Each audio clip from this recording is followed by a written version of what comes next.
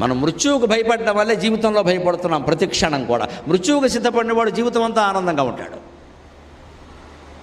దానికి సిద్ధంగా లేము మనం. మృత్యువు దాకా ఎందుకండి, ముసలితనానికే సిద్ధంగా లేము. కాస్త జుట్టు తెల్లబడింది అనగానే వేసేయి, రంగేసేయి. ఈ పెదవులు కొంచెం ఎర్రగా ఉన్నాయో పూసేయి, లిప్స్టిక్ పూసేయి. ఇక్కడ ఏదైనా కాస్త ముడత వచ్చిందనే మూసాయి, ఇంకో మడత తోసాయి. దోసకాయ చెక్క, అనపకాయ ముక్క, బ్యూటీ క్లినిక్. ఇప్పుడు ముడత వస్తే ఏమైందమ్మా, కొంపలు అంటుకున్నాయి, దానికి ఏదో చేసేయాలా.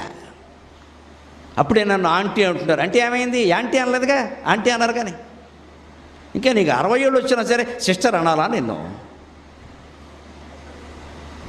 ఈ దరిద్రం ఎందుకు ఉంటుందంటే మనుషుల మనస్సులో ఆడ మగ ఎవరికైనా చావు అంటే భయం, అంతకుముందు వచ్చే ముసలితనం అంటే కూడా భయం.